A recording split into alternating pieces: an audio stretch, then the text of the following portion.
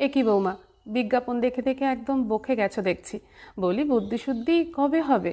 শাশুড়ি মায়ের সহসা চিৎকারে চমকে উঠল নব্য মা হওয়া মিষ্টি মেয়ে সোমা। মাথা নিচু করে হাতে ধরা ডাইপারটা সরিয়ে রাখল সে। ধবধবে শিশুটা চিত হয়ে কচি কচি নরম পা দুটো মেলে ধরে আহ শব্দ করল বার দুয়েক।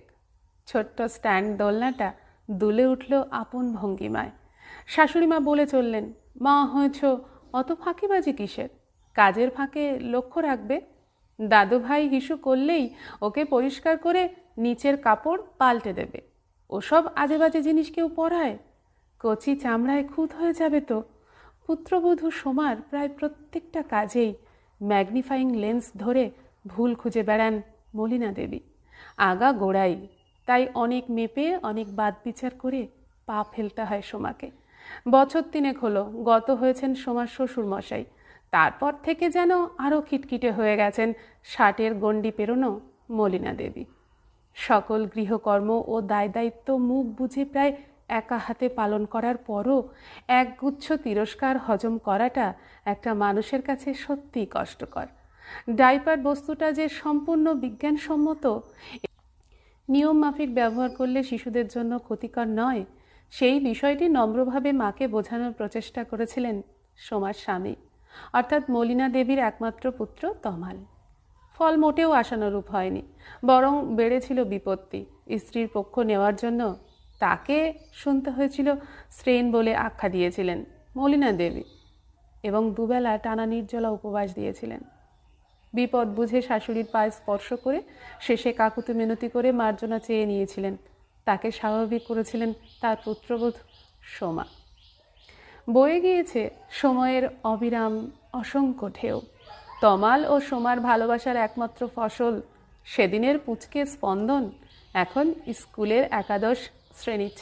বয়সের নির্মম প্রহারে অনেকটাই ভেঙে পড়েছেন বছর 83-র বৃদ্ধা মলিনা দেবী। কার্যত কোমর থেকে নিম্নাঙ্গ তার কার্যহীন।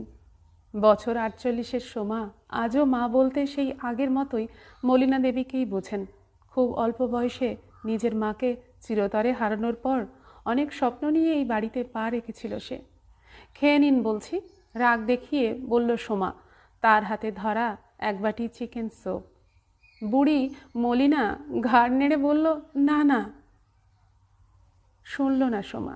ছলে বলে কৌশলে চামচে করে বেশ কিছুক্ষণ সময় নিয়ে ডাক্তারের কথা মতো প্রায় পুরোটাই খাইয়ে দিল যত্ন করে বৃদ্ধা শাশুড়িকে। পুরাতনপন্থী শাশুড়ির ভাবনাকে আঘাত না করে তার জীবদ্দশায় বাড়িতে কাজের লোক রাখেনি সোমা। আজও সব কিছু সে নিজ গুণে একাই সামলে চলেছে। সকাল হয়েছে। তমালবাবু যথারীতি ব্রেকফাস্ট সেরে অফিসে রওনা দিয়েছেন।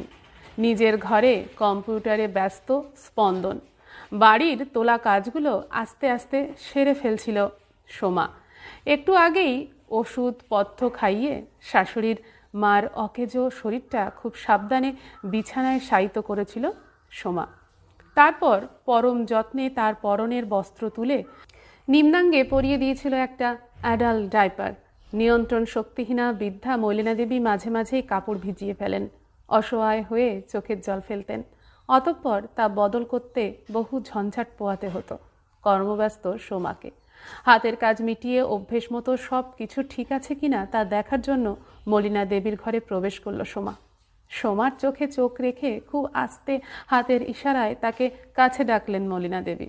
শুকনো ঠোঁটের কাছে সোমা কান পাতল শাশুড়ির বক্তব্য শোনার জন্য। না, কিছুই বলেননি উনি। মলিনা দেবী শুধু ভরসা করে ঘাড় তুলে ঠোঁট জোড়া বসিয়ে দিলেন পুত্রবধূর গালে। সোমার চোখের কোণে বেয়ে ফিনকি দিয়ে অশ্রু দ্বারা ঝরছিল। কাঁপা স্বরে সে বলল, যখন পাবে নিশ্চিন্তে করবেন মা, একদম ভাববেন না, কোনো অস্বস্তি হবে না, ভিতরটা একদম শুকনো থাকবে। ফিক ফিক করে হাসতে থাকেন মলিনা দেবী। গল্প ডাইপার, কলমে শশাঙ্ক। নমস্কার।